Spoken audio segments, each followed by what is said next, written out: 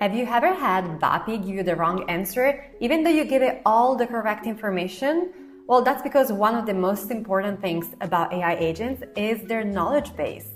And in this video, I'm going to show you 3 different ways from which we can upload knowledge base into VAPI, starting from a very simple one, moving into more complex systems. And I'll let you know which one is my favorite and which one is the most accurate.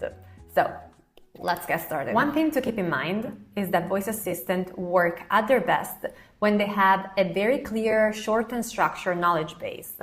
So we have something that's messy and long and not even a human could fully follow, then trust me, the AI is not going to understand that. So before we get started, the first step is to make sure that we have this knowledge base and that it's clear. So what I will do is go into Claude or ChatGPT and input all the information that I want to turn into a knowledge base, ask to the AI to turn it into a VAPI knowledge base specifically, and then check, make sure that it's correct, that it's actually what I want.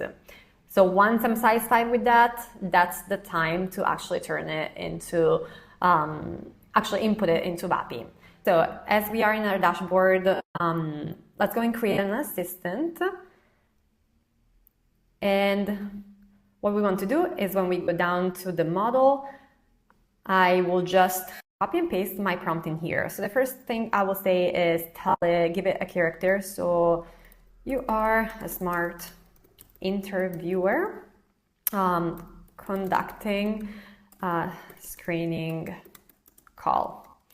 And then I am gonna go copy and paste the prompt that ChatGPT gave me, and I can show you on another video how I got to all of this. That's all I need. I publish it, and this is the first and the easiest way to really get your prompt in here. If you do use this method, I will recommend to use ChatGPT 4 Mini, or really any of the 4s will work. That's because it has a bigger memory space for each conversation, so it usually can handle more information. This is a very simple method to use, but there is a catch. The catch is that the prompt is called every single time there is an API call. That means that the costs get higher, the more tokens are used, and also the prompt grows, it usually does, then the model also gets a little slower, it gets harder to recall all the information. And so make sure that if you're using this method, you always keep it pretty short and very focused on what you need. So the second method that we can use is actually a file upload, which is a little better, it is a step up. So as we are into our assistant, I will go into more and click files. From here, actually I already uploaded it, but let's say I want to upload it again. It's very easy.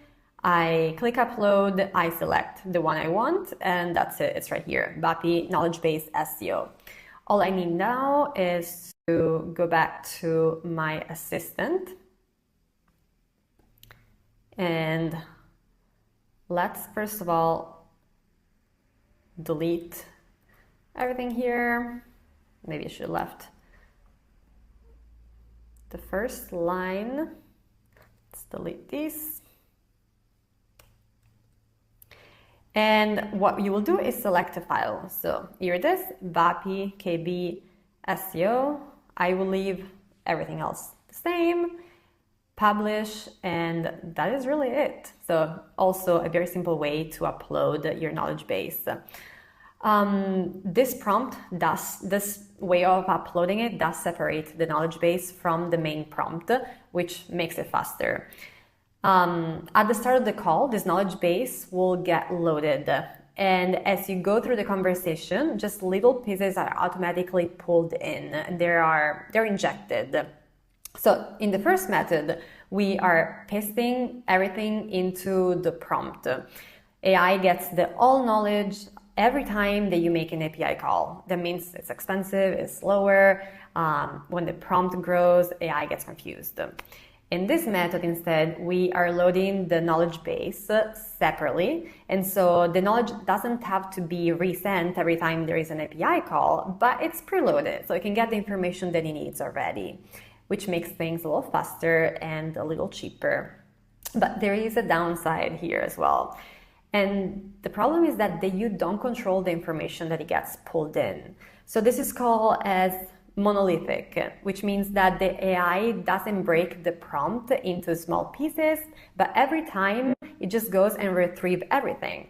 So think about this huge prompt that you might have given it, and if it needs a little information, not do a control find and go find it for itself. It has to look through all the prompt, get the information that it needs, and of course it can mix it up and it can pull them together, and that's when we have some misinformation or some hallucination happening. So this is an option, also not my favorite. And actually this last one is the one that has worked way better for me. And this is a query tool. It's slightly more complicated. What we have to do, so we already uploaded the knowledge base into VAPI. What we have to do now is to set up a tool. And so we will go in here, where we go on tools, and we'll create a new tool, which is query. I'm going to call this knowledge base SEO, and we want to describe when this tool should be called. So use this for information about the role. What we do here then, moving down to knowledge base, is add knowledge base. I'm gonna call it again, let's do SEO, which is the knowledge base I uploaded. Description, again, this knowledge base contains all the information about the role and the questions to ask. Model, I am going to leave this for now, and then all you have to do is select the knowledge base we have uploaded before. For messages, you can configure a message to be spoken while the tool is being called. This might take a second to be called.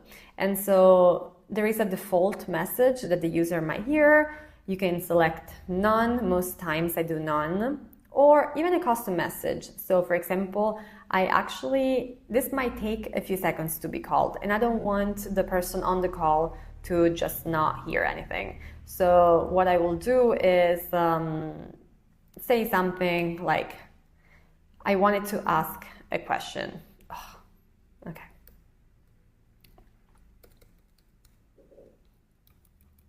What I will ask is, why are you moving on from your current job? So I'm creating an AI interviewer, and while the AI interviewer is getting the information about the job description and the questions I wanted to be asked, it's also going to ask this question that I care about, so I want to hear, but it doesn't need any back-end information in order to be executed.